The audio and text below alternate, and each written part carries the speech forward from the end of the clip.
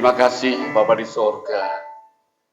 Pagi yang indah pagi hari ini Tuhan, Kau memfasilitasi kami, menyediakan dirimu buat kami Tuhan. Engkau menjadi perisai penolong kami, sumber kehidupan kami.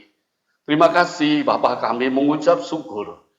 Engkau masih memberikan kesempatan buat kami, untuk kami Tuhan boleh mempersembahkan seluruh hidup kami dalam tangan-Mu. Kami boleh mempersembahkan pujian syukur kami kepadamu Tuhan. Allah kami yang baik, Allah kami yang luar biasa. Engkau senantiasa membuka jalan buat kami. Sekalipun Tuhan saat ini kami merasakan adanya situasi yang tidak menguntungkan. Tetapi Allah kami yang hidup, Allah kami yang perkasa, Allah kami yang luar biasa. Senantiasa mengulurkan tangan-Mu. Memimpin, membimbing, mengarahkan, melindungi kami Tuhan. Terima kasih Allahku buat kesempatan yang indah pagi hari ini. Inilah pujian syukur kami Tuhan, yang kami boleh persembahkan di hadirat-Mu. Kami boleh meyakini Tuhan kuasa Roh Kudus-Mu senantiasa mengubah semuanya ini, boleh menjadi asap dupa yang berbau harum. Terima kasih Bapak, boleh menyenangkan hati-Mu ya Bapak. Terima kasih di saatnya, sebentar kalau kami akan boleh mendengar firman-Mu. Biarlah kiranya Tuhan Kau sucikan, kuduskan kami semuanya, baik kami yang ada di gereja maupun yang ada di rumah masing-masing. Tuhan, kasih-Mu melingkupi kami. Engkau menarik perhatian kami Tuhan, untuk kami boleh fokus akan berkat-Mu. Terima kasih Bapa di sorga, Engkau berkarya pagi ini buat kami. Dan kami serahkan ibadah kami Tuhan, dari pertengahan hingga akhirnya nanti.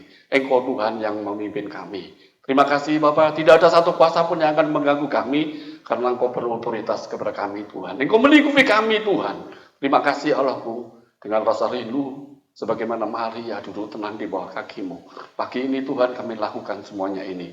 Hanya di dalam nama Tuhan Yesus kami sambut firman-Mu. Puji nama Tuhan. Haleluya. Amin. Shalom. Shalom. Puji Tuhan. Bagi Bapak Ibu yang di rumah, shalom, selamat pagi, salam sehat buat kita semuanya.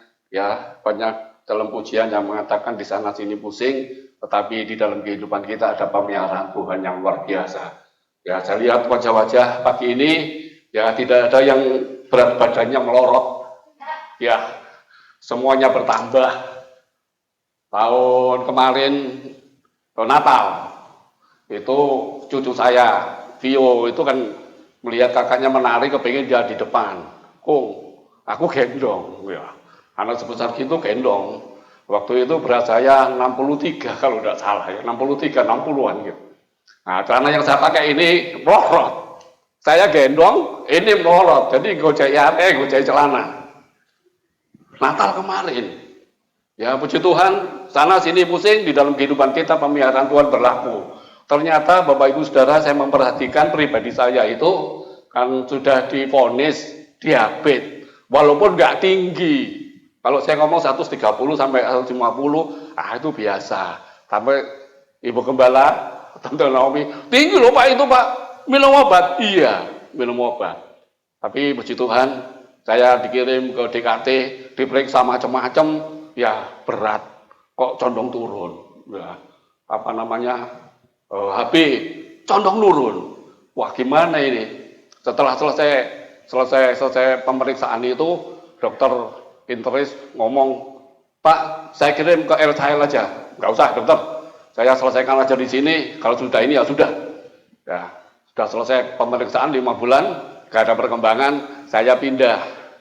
Nyonya ngomong, Pak, nang dokter yang nganu aja. Ya, ternyata di situ saya memiliki dokter yang saya kerap kali saya kunjungi, sabari bukan main. Ya, ternyata mendapatkan dokter itu sabar banget. Dokter, saya coba makan saya kurangi, tapi saya gemeter ya dokter. Saya pusing, kebanyakan dok, kebanyakan Pak, tambah lagi. Nah, ya dokter yang gini nih yang saya butuhkan. Ya, ini tidak boleh, boleh Pak, tapi jangan kelebihan ya. Oh ya ini, saya tanya sama menantu saya, Trik, kalau di puskesmas gimana? Iya Pak, memang orang yang pegang diabetes itu orangnya cukup sabar. Di tempatku tuh ada orang gitu. Bu, terlalu tinggi ya, dikurangi ini, boleh ditambah ini, tapi ternyata sehat. Nah, puji Tuhan, saya dipegang itu, ya obat tetap, tapi belakangan obatnya itu kalau saya telat, tidak minum, waduh, saya ngomong sama istri, Ma, wong bambungi teko, Berarti artinya laparnya nggak dapat ditahan. Mau makan, dimanapun kalau saya ngantar dia berhenti makan dulu. Ya, sampai segitunya Bapak Ibu Saudara. Tadi saya nimbang diawasi sama suster belakang. Mbak Sarah lihat 73 ya Pak. Puji Tuhan, 73. Selama ini tidak pernah belajar sampai segitu. Ya, pemeliharaan Tuhan luar biasa. Nah, pagi ini Bapak Ibu Saudara, saya rindu untuk menyajikan satu renungan firman Allah. Ya, baik kita baca saja ayat firman Allah yang terdapat di dalam surat 1 Petrus, pasal yang keempat, ayat yang ketujuh. Ya, puji Tuhan, ini ayat hafalan buat kita semuanya, dan saya yakin Bapak Ibu Saudara sudah tertanam di benak hati dan pikiran kita. Ya, puji Tuhan. 1 Petrus pasal yang keempat, ayat yang ketujuh. Kesudahan segala sesuatu sudah dekat. Karena itu kuasailah dirimu dan jadilah tenang, supaya kamu dapat berdoa. Ya, puji Tuhan, ayatnya ini pendek, gampang dihafal, gampang tertanam dalam pikiran kita, tapi perjuangannya itu yang kita perlu kekuatan baru daripada Tuhan. Ya, kesudahan segala sesuatu sudah dekat. Ya, dari pembacaan firman Allah ini saya berikan tema renungan pagi ini yang dapat kami sajikan kepada Bapak Ibu Saudara, bertemakan berjaga-jagalah karena kesudahan segala sesuatu sudah dekat. Ya, berjaga-jagalah karena kesudahan segala sesuatu itu sudah dekat. Saudara, kalau kita ngomong berjaga-jaga, itu saya bertetanggaan dengan asrama TNI, ya, Raider 500, ya namanya itu Raider 500 yang berjaga-jaga itu selalu siap sedia. Berjaga-jaga itu siap siaga. Ya, bahkan sekalipun jam kerjanya itu loh sudah selesai, dia masih selalu pakaian dinas, pakai loreng-loreng itu. Ya, nggak peduli dimanapun saja, kalau ada bunyi sirine untuk mereka kumpul, lari mereka semuanya. Sampai segitunya, ya TNI. Ya, bahkan sampai di rumah itu beli apa gitu, belum sampai mengembalikan pengembaliannya, udah mau tinggal, lari. Wah, itu siap siaga, berjaga-jaga. Ya, Bapak Ibu Saudara, berjaga-jaga itu bangun, siuman, sadar rohani kita. Ya, kita tahu bahwasanya keadaannya demikian itu memperhatikan segala sesuatu yang ada di sekitar kita. Itu loh berjaga-jaga. Dan lebih daripada itu mengkondisikan segala sesuatu yang ada di sekitar kita itu aman, steril dari segala sesuatu.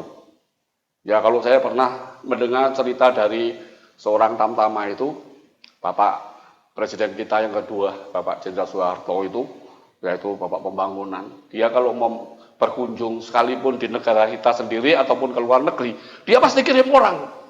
Lihat, sudah fit, sudah aman, sudah steril, beri laporan secepatnya. Nah, kirim intelijen. Ya, berjaga-jaga sampai segitunya dia lakukan. Ya. Kemudian para tamtama yang sudah dipimpin itu berapa regu gitu beri. Oke bos, siap. Oh, oke, kerjakan lebih lanjut. Dia datang. Ya. Sampai segitunya. Ya. Dan berjaga-jaga itu tidak takut, tidak gentar, tidak khawatir, tetapi jangan sembrono. Enggak takut apapun yang dihadapi. Karena seorang yang berjaga-jaga itu seperti TNI itu siap untuk mati. Ya, ya, Kristus pun mengajar kepada murid-muridnya, hamba-hambanya, hidup itu Kristus, mati itu adalah keuntungan. Sampai segitunya, ya saudara, bagaimana dengan kita? Ya, di saat seperti ini, siapa yang nggak susah? Dari yang di atas sampai yang di bawah, susah, sedih. Ya, saya mengkoordinir, ya di tempat saya itu dititipin ada 60-an gerobak penjual makanan di Kodam. PPKM, pembatasan ini cuma seminggu. Wah, seneng deh, seminggu Pak. Oke, ya berusaha aja. Tambah lagi, sampai level keempat. Ini ditambah lagi, ya, bagaimana kalau tidak susah, saudara? Ya, tetapi satu hal yang perlu kita ketahui, bahwasanya jika kita berjaga-jaga dan berdoa, maka tangan Tuhan itu selalu terulur, dipimpin oleh kuasa daripada Tuhan. Saudara, Bapak Ibu yang kekasih, itulah berjaga-jaga. Tidak takut, tidak gentar, tetapi jangan sembrono. Ya, pernah suatu saat waktu ayah saya masih pemuda, itu kan zaman-zaman penjajahan. Jadi mereka itu selalu diawasi. Berapa hari sekali itu ada kontrol. Tentara-tentara Belanda itu di desa saya seperti itu. Nah, bapak saya, ayah saya itu dengan teman-temannya sesama pemuda itu setiap kali dengan teman-temannya sendiri kalau mendengar langkah, bro, siap. Dengan tangan kiri begini, dipikir di belakang itu temannya sendiri. Kalau tahunya Belanda yang patroli, wah lari, sipan kuping ya. Ya untung nggak sampai kepegang. Terburu. Nah ini hati-hati, berjaga-jaga. Karena kesudahan segala sesuatu sudah semakin dekat. Saudara, kenapa kita berjaga-jaga seperti itu? Yohanes itu menulis kesudahan segala sesuatu itu semakin dekat. 1 Yohanes pasal 2 ayat 18. Anak-anakku, hari ini adalah hari terakhir. Berarti kalau hari ini hari terakhir, itu otomatis kita harus siap siaga. Berjaga-jaga lebih daripada hari-hari biasanya. Itu Rasul Yohanes menasihati orang-orang yang hidup di sekitar kehidupan mereka. Selalu menempel dinasihati. Hati-hati, waspada, berjaga-jaga. Karena hari ini adalah hari terakhir. Kemudian juga Rasul Paulus mengatakan berkenaan dengan kesudahan segala sesuatu sudah semakin dekat itu kepada orang-orang pribadi-pribadi yang dekat dengan dia. Mengatakan bahwasanya hari ini keselamatan itu sudah lebih dekat dengan kehidupan kita. Ya, Roma 13 ayat 11 di bagian B. Ya, jadi Rasul Paulus menasihati mereka, murid-muridnya, dan mereka yang hidup intim dengan dia. Saat ini, keselamatan itu sudah semakin dekat dibandingkan dengan ketika kita mulai percaya. Ya, saudara, kesudahan segala sesuatu itu artinya satu batas untuk kita masuk di dalam zaman baru. Tentu ada sesuatu yang disiapkan untuk memasuki zaman baru. Tapi ingat, saudara, Bapak Ibu yang kekasih dalam Tuhan, setiap menjelang zaman baru, itu ada sesuatu yang menggoncangkan. Ya, kalau saya ingat pelajaran Bapak Kaleb waktu dulu, mulai zaman angan-angan hati sampai menjelang Maranatha itu dibatasi. Ada penghukuman maksudnya adalah membuat orang itu lebih berjaga-jaga, lebih hati-hati, ya, tidak takut, tidak gentar, tapi juga jangan sembrono. Ya, puji Tuhan, saudara, Bapak Ibu yang kekasih, bahkan di dalam 2 Timotius pasal 3:1 itu bahwasanya akhir dari segala sesuatu itu kehidupan manusia diwarnai dengan kesulitan, diwarnai kesusahan. Ya, sulit, susah, dan sukar. Itu warna-warna kehidupan manusia di akhir. Ya, di akhir zaman. Maka tidak kemungkinan di akhirnya zaman yang serba sulit, banyak orang yang sembrono mencari jalan pintas. Apapun yang dilakukan itu tidak peduli. Yang penting kebutuhan sehari-hari didapatkan. Nah, Bapak Ibu, saudara yang kekasih dalam Tuhan Yesus, bukankah kita hari ini kita ini hidup di dalam kehidupan yang kesudahan segala sesuatu sudah dekat. Nah, kita dapat merasakan kan? Ya, karena saya sudah pensiun, jadi tidak merasakan begitu ya. Tetapi tiap hari saya meyakini bahwasanya firman Allah itu menjadikan yang tidak ada menjadi ada. Ya wis. Itu. Sekalipun mengalir, saya mempunyai rencana-rencana demikian. Saya tidak ada hanya mengalir. Puji Tuhan, Tuhan membuka jalan. Ya, sekalipun sedikit, pasti Tuhan tambahkan. Saya yakini pasti ditambahkan. Karena berkat itu kan di dalam Matius pasal 6 ayat 33 kan nggak perlu kita jungkir balik banget. Ya, semuanya itu ditambahkan kepada kita semuanya kalau kita itu mengutamakan mencari kerajaan Allah, mencari hadirat Tuhan. Begitu PPKM dimulai di tempat gereja kita itu, saya pikir memang tidak ada sama sekali. Saya tidak ingat berapa bulan yang lalu kan ya juga sempat terjadi seperti ini. Masih ada beberapa orang yang menyempatkan waktu untuk datang beribadah. Ya, ketika saya ngantar istri belanja, lu, Tih, gereja buka lu, Tih. Oh, berarti ono ibadah ini. Seminggu kemudian Ibu Marta ngasih uang, nggih, Pak Bu, enten. Ya walaupun tidak banyak. Nah, minggu ketiganya di-share sama Ibu Gembala, ibadah raya. Wah, ini benar-benar ada. Ya, puji Tuhan. Bukankah kita ini ada di dalam keadaan akhir-akhirnya zaman yang segala sesuatunya kita harus hati-hati dan waspada. Kita memperjuangkan apa yang sudah kita pegang, tangan kita itu kita kerjakan dengan sekuat tenaga. Ya, untuk memasuki hari atau zaman yang baru nanti. Saat ini yang terpenting apa yang ada dalam hidup kita itu kita perjuangkan. Ya. Jangan sampai kepala kita itu tidak berminyak. Jangan sampai baju kita itu tidak bersih. Artinya tatanan kehidupan pribadi kita masuk di dalam tatanan ibadah. Itu pengkhotbah menasihati pasal 4 ayat 17. Kalau kita masuk di dalam segi ibadah kita, ya, kita menjaga langkah kita. Mendengar itu lebih baik daripada melakukan segala sesuatu yang dilakukan oleh yang bodoh. Ya. Saudara, kita lakukan hal ini yang tadinya kita dapat leluasa, ya toh? Ujian musik lengkap. Kalau datang kita bisa bersalaman. Bahkan ada yang sampai lama tidak ketemu berpelukan. Jangankan sekarang berpelukan. Salaman aja diganti. Anak buah Tison. Kalau saya pikir-pikir ya, salaman dengan kan bodoh ketemu nih ya. Bodoh ketemu nih, tangannya yo nempel. Saya dalam hati kadang-kadang, Tuhan, ya apa merubah apa ya kebiasaan sehari-hari itu memang sulit. Ada yang berontak. Ya, saya ketemu lihat tentara-tentara itu kalau lagi kerja bakti ya sekarang mempersiapkan vaksin besok itu, bikin tenda-tenda banyak. Ketemu yang teman-teman lama ya gitu. Itu enak satu suwong ya apa ini? Mereka badannya tegar-tegar gitu. Sehat ya.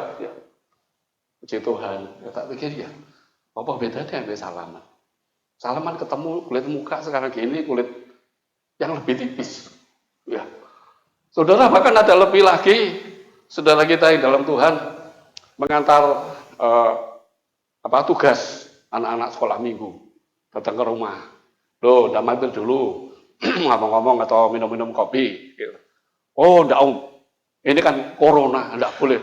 Loh, ini rumahnya Darmaji ini, bukan rumah corona. Ayo, udah om, ini ya saya ngerti kan dia dari jalan ya, mungkin takut kalau membawa gitu karena saya punya cucu ya, puji Tuhan. Saya mempunyai keyakinan kalau kita tetap berharap kepada dia itu membentengi, dia itu memelihara, dia itu memberikan menara pengawas, diawasi sampai sedemikian rupa. Ya, oh ya, silakan. Terima kasih sudah diantar tugas cucu saya. Ya. Saudara yang kekasih dalam Tuhan, dengan sup ini kita dapat berpisah secara jasmani, tetapi dalam ibadah ini kita dapat berbagi firman Tuhan, ya, berbagi firman Tuhan di tempat masing-masing. Monggo disambi kalau ada yang ngopi disilakan ngopi kan di rumah toh. Maka yang mau nyamil, ya itu bedanya kalau ibadah Zoom di rumah sama di gereja itu. Ya fokusnya kadang-kadang ada kendala. Ya. Saudara, Bapak Ibu yang kekasih, tetapi bagaimanapun juga kita ini menghormati pemerintah kita yang sudah melakukan begitu. Ya kalau kita melihat dalam firman Tuhan sejarah itu, dahulu pun sudah pernah ada pembatasan. Umur manusia dibatasi karena kejahatan. Dari 1120 hingga 70 sampai 80. Tapi sekarang orang mencapai 80 sudah jarang. Ya. Kadang ada yang 30, 20 sudah out. Sudah diambil sama Tuhan. Ya. Dibatasi, pembatasan. Kemudian zaman itu pun juga dibatasi. Dari mulai Adam sampai Abraham, Ishak, Yakub 2000 tahun. Dari Musa sampai Kristus 2000 tahun. Dari Maranatha sampai Dari Pentakosta sampai Maranatha itu nih mestinya 2000 tahun. Kita 2021 tahun. Ya, bahkan ada yang mengatakan bahwa Tuhan itu lalenda. Tapi Rasul Petrus juga menasihatkan kepada kita semuanya, anggaplah kesabaran Allah ini untuk kita mencapai keselamatan itu. Nah, saudara, ketika Bapak Presiden itu mencanangkan PPKM itu, ya, pembatasan, maka di situ tentu kita akan diam di rumah. Maka di sana Allah itu membuka pikiran kita supaya kita itu sadar dan menyadari bahwasanya dengan peristiwa-peristiwa ini kita itu tumbuh menjadi dewasa. Pikiran kita dicelekkan oleh Allah supaya di dalam menghadapi segala sesuatu yang sulit itu kita tumbuh dewasa. Kita hadapi dengan Galatia pasal 5 ya, ayat 22 sampai 23. Itulah buah-buah roh. Kita hadapi seperti itu. Sulit dihadapi dengan kasih. Sulit dihadapi dengan damai sejahtera. Sulit dihadapi dengan sukacita. Tidak ada persoalan. Ya. Apa benar Pak Darmaji? Ya. Sebentar lagi mungkin pemerintah tidak berani sekarang mau naikkan. Masih berjaga-jaga sampai ini tuntas. Tapi kalau toh segala sesuatunya sulit, seperti alat-alat kesehatan, oksigen itu sampai berapa ratus ribu, nah bukankah itu menjadi satu persoalan? Sudah saudara kita itu ngatang-ngatang, ambekannya di rumah sakit ditolak. Ya, bagaimana kalau terjadi seperti itu? Di kampung saya ada 2 orang yang meninggal, tapi itu sudah lanjut, umur 85 sama 80 berapa gitu, sudah lanjut. Untuk mencari surat dokter, itu loh, surat dokter kematian, susah. Akhirnya nggak tahu Bapak RW, coba datang ke sana, bisa. Ya. Surat dokter untuk menyatakan kematian itu susah. Kalau menghadapi seperti ini, masih sukacita, masih ada kasih, apakah sini kemerungsung? Ya. Nah bagi kita anak-anak Tuhan, selagi kita di rumah, ya menikmati apa yang disediakan oleh istri, pikiran kita dibuka oleh Allah. Agar karakter Kristus itu menjadi nyata di dalam kehidupan kita. Sehingga apa yang kita hadapi itu kita hadapi dengan kasih sampai penguasaan diri. Jadi yang terjadi adalah di antara sesama kita itu saling peduli. Ya. Beberapa hari yang lalu kan kaum wanita sudah melakukan itu, peduli. Ya walaupun itu tidak mewah, cukup sederhana, paling tidak kan karakter Kristus kasih itu sudah dilakukan. Ya.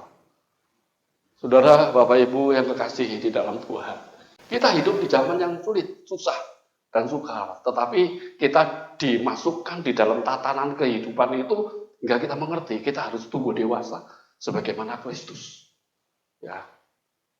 Keadaan yang demikian itu Israel pernah mengalami seperti itu. Cuma ditinggal Musa naik ke Gunung Sinai. Musa itu tidak mudun-mudun, 40 hari kok masih tetap di sana. Itu heboh. Sembrono, Harun ditantang untuk membuat anak lembu emas. Ya, maksudnya si Harun sih, karena Israel itu telah keluar dari negeri Mesir itu menjadi OKB, orang kaya baru. Diminta emasnya itu mungkin dia digandoli. Tapi ternyata, ayo berikan emasmu. Kalau, ternyata dilemparin di suatu tempat, disiapin. Karena sesuatu yang sulit anggapan mereka, seorang pemimpinnya tidak turun-turun dari Gunung Sinai, dia pecah bulan rohani, mencobai Tuhan, dan banyak di antara mereka yang bersungguh-sungguh. Ini menjadi contoh bagi kita supaya kita tidak seperti dia. Hadapi segala sesuatu yang sulit ini dengan kasih, dengan sukacita, damai sejahtera, kebaikan, kesabaran, kemurahan, penguasaan diri. Hal-hal ini tidak akan kita menentang hukum, tapi kita lakukan, menyatakan diri bahwa kalau kita itu bangkit, kalau kita itu siuman, kalau kita itu sadar, Kristus itu bercahaya di atas kita. Ya, puji Tuhan, karena itu Tuhan tidak menghendaki kita seperti Israel. Kristus menjadi teladan kita. Di atas kayu salib yang begitu sengsara, dia masih peduli dengan orang-orang yang ada di sekitarnya. Ketika di atas kayu salib itu, dia pandangan matanya tertuju kepada mereka yang menyiksa, memukul, menghantam, meludahi, menendang. Dia minta kepada Bapa untuk berbelas kasih. Ya Bapa di sorga, ampunilah mereka. Karena mereka tidak tahu apa yang dilakukannya itu. Dimintakan ampun. Kemudian yang disalib di sebelah kanan, dia mengolokkan temannya. Kemudian dia berkata kepada Yesus, ya Yesus, jikalau engkau datang sebagai Raja, ingatlah akan aku. Maka Tuhan katakan, saat ini juga engkau ada di Veldos bersama-sama dengan aku. 7 kata di atas kayu salib itu, semuanya dilakukan peduli dengan sesama, lebih-lebih yang memusuhi dia. Kepada muridnya, dia katakan, itu ibumu. Kepada wanita-wanita yang mengiring itu di dekat kayu salib, di Golgota, Tuhan Yesus katakan, itu anakmu. Baru dia peduli dengan keberadaannya. Aku haus. Aku serahkan nyawaku kepadamu, Bapa. Sudah selesai. Tuhan melakukan itu supaya kita yang hidup di yang serba sulit ini kita dapat memandang dia. Jangan justru berpaling, meninggalkan dia. Jangan justru meninggalkan kasih karunia. Tapi justru yang digambarkan oleh Rasul Petrus di dalam 2 Petrus pasal 2 ayat 22. Sudah dirawat dengan kasih oleh Tuhan Yesus itu, dia kembali seperti babi itu kembali kepada kubangnya. Seperti anjing itu kembali kepada muntahnya. Tidak seperti yang demikian, Tuhan Yesus memberikan teladan itu, dia bercahaya di atas orang-orang yang memiliki sukacita, bangkit, tidak tidur secara rohani, dia berkarya. Nah, di situ Tuhan berkarya di atas kita. Nah, saudara, Bapak Ibu yang kekasih di dalam Tuhan, kita jadi dewasa dan buah-buah roh itu menjadi nyata dalam kehidupan kita semuanya. Ya, Kristus peduli, Kristus memberikan teladan buat kita, supaya di masa yang sulit seperti saat ini pun kita masih dapat peduli dengan sesama kita. Utamanya saudara-saudara kita yang di dalam Tuhan. Kaum wanita sudah melakukan, kaum pria tentu pasti mendukung, dan yang lain-lain pasti juga mendukung. Nah, untuk membuka pikiran hati kita untuk melakukan sesuatu di masa yang sulit, susah dan sukar itu, kita masih peduli dengan sesama. Ya, puji Tuhan, Bapak Ibu, Saudara yang kekasih, kita dihadapkan akhir-akhirnya segala sesuatu menjadi akhir zaman, maka untuk menjelang zaman baru. Maka Rasul Petrus itu dalam suratnya mengatakan bahwasanya terjadi satu peristiwa-peristiwa yang sporadis. Akhir-akhirnya zaman, kesudahan segala sesuatu sudah dekat itu, batas dari zaman yang akan berlalu menjadi zaman baru, ada peristiwa-peristiwa yang menggoncangkan secara sporadis. Saudara, kita perhatikan kejadian-kejadian yang terjadi selama ini. Kalau ada tanah longsor di satu daerah, ya, nanti kan pasti ada yang nyusul di daerah mana, ya, di negara mana, kan ada seperti itu, sporadis. Pesawat terbang jatuh, nanti kan ada lagi, terus begitu, secara sporadis kan. Menjelang zaman baru pasti terjadi satu peristiwa yang menggoncangkan secara aksidental. Ya. Waktunya itu berbeda. Kadang terjadi di Indonesia, kadang terjadi di negara-negara lain. Peristiwa sama. Goncangan, banjir, ya seperti itu. Fenomena alam jadi. Tapi ada satu peristiwa nanti benar-benar masuk dalam zaman baru secara universal. Saat ini peristiwa sudah universal, tapi sifatnya masih sporadis, masih insidental. Berangkat dari Wuhan, wah corona besar-besaran, di Indonesia tenang-tenang, tidak ada yang kena. Tapi begitu Wuhan mulai reda, ya negara mana saja, terus insidental seperti itu. Nanti kesudahan segala sesuatu sudah dekat dan benar-benar menjelang zaman baru, ada satu peristiwa yang kita nanti-nantikan. Itu menggoncangkan dunia. Itulah kedatangan Kristus yang kedua kali. Ya, kedatangan Kristus yang kedua kali itu benar-benar menggoncangkan dunia. Bagaimana tidak orang-orang yang memiliki kehidupan intim dengan Tuhan, Allahnya di dalam Tuhan Yesus. Maka di sana mereka itu yang menjadi masinis, diangkat. Wah, bagaimana ini kereta apinya? Yang menjadi pilot diangkat. Bagaimana pesawatnya nih? Goncang dunia. Tetapi justru peristiwa itu kita nantikan. Tuhan menanti kita di awan-awan yang permai. Ya saatnya itu seperti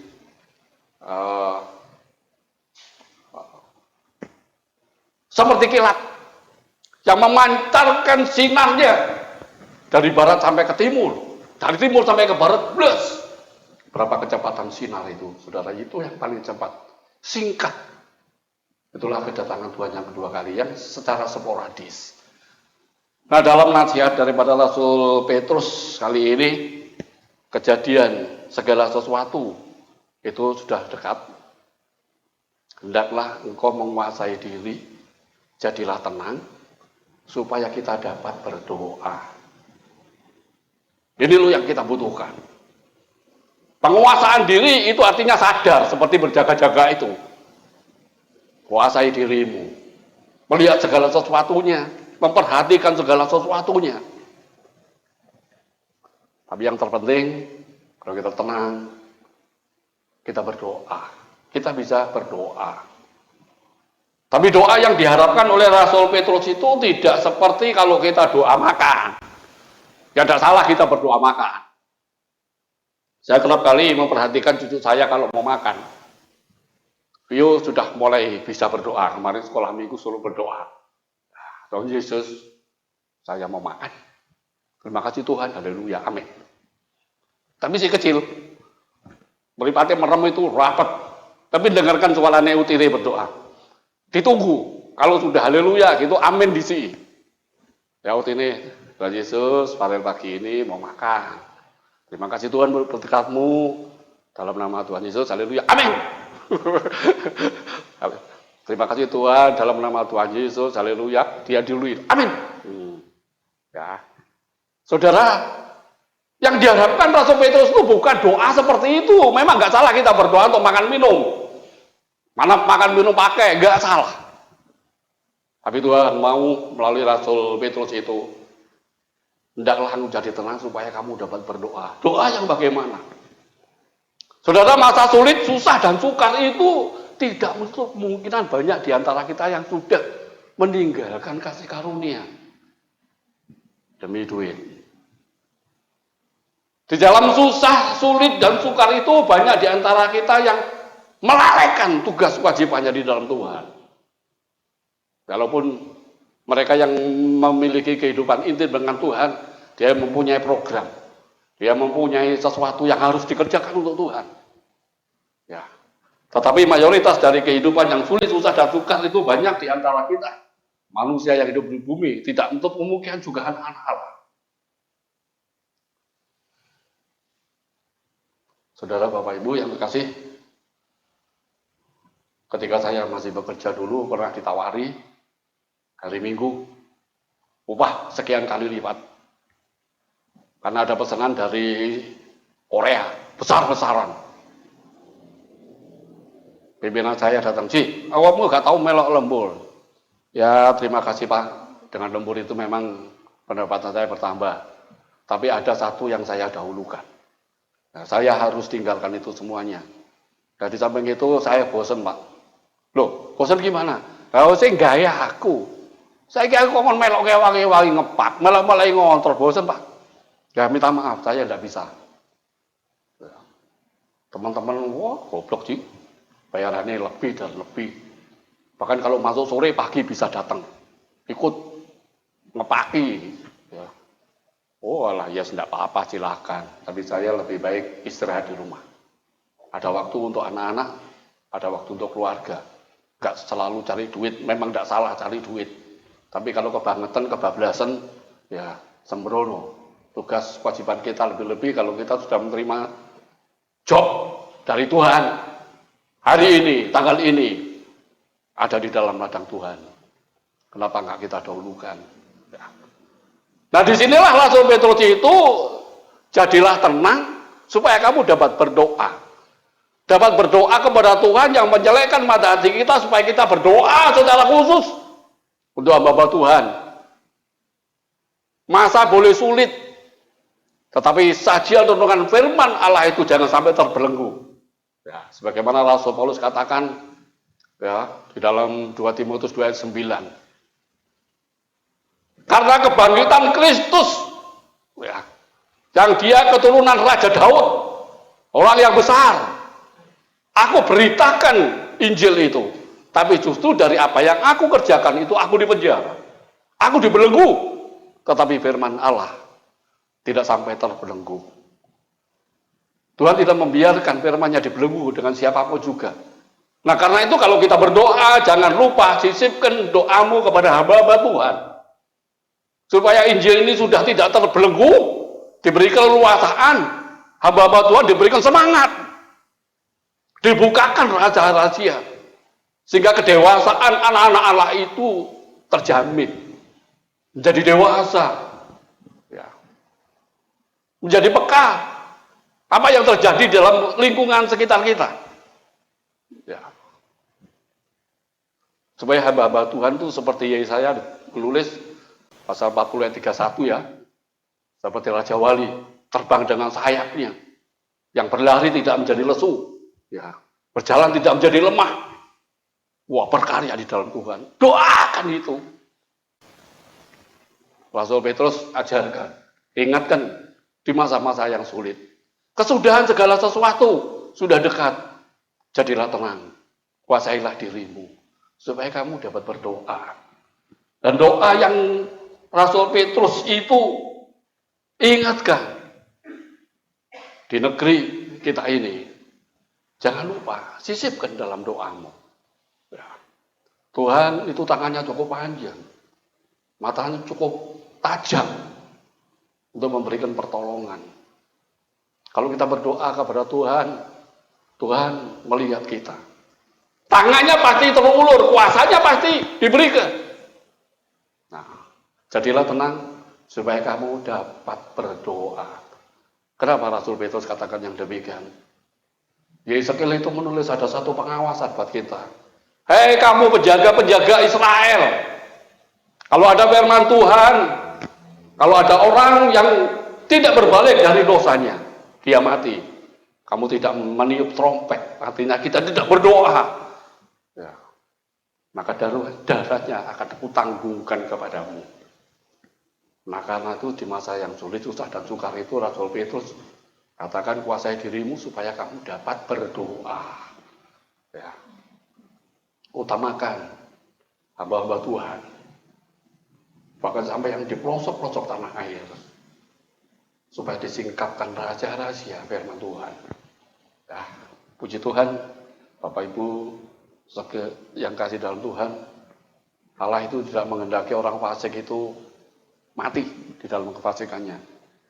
Kalau kita ada di antara orang fasik, kita tidak meniup trompet, kita tidak berdoa, tidak meniup sangkakala, tidak memohon kepada Allah, dia mati dalam kefasikannya, darahnya dituntutkan kepada kita. Nah, puji Tuhan, Bapak Ibu Saudara yang kasih di dalam Tuhan, ada tugas dan tanggung jawab buat kita sekalipun di masa yang sulit.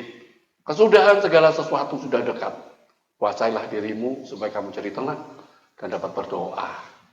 Ya, puji Tuhan, ini saja renungan firman Allah pagi hari ini. Ya, kiranya Tuhan memberkati kita semuanya. Dan kami boleh meyakini setiap hambanya terbatas. Tapi Tuhan pasti akan menyingkapkan satu kebenaran yang tertanam di dalam lubuk hati kita. Mari kita berdoa, menerima berkat daripada Tuhan, dan kita tutup mata dan kita angkat tangan bersama-sama. Bapa, kami bersyukur melalui kebenaran firman-Mu. Kami percaya apabila kami tetap di dalam Engkau, maka kami memperoleh kekuatan yang baru, berkat-berkat-Mu yang selalu melimpah. Bahkan Kau menyertai kami. Dan sebentar kami boleh berpisah, tapi Engkau tidak pernah meninggalkan kami, dan tangan kami tetap berharap padamu, dan Engkau menurunkan tangan-Mu untuk memberkati setiap kami. Maka sekarang sedang jemaat dikasihi Tuhan, bila kita menerima berkat, dan terimalah berkat pada saat ini, terimalah berkat yang luar biasa, dengan kasih, sukacita, damai sejahtera daripada Allah Bapa, di dalam cinta kasihnya Tuhan Yesus Kristus, serta dalam persekutuan Roh-Nya yang kudus, selalu menyertai engkau, menjaga, melindungi, menudungi dari segala mara bahaya, bahkan memberkati engkau mulai saat ini, sampai Tuhan Yesus datang yang kedua kalinya. Biarlah kita menerima semua berkat ini, hanya di dalam nama Tuhan Yesus Kristus. Dan biarlah kita semua yang percaya dapat mengatakan, Amin.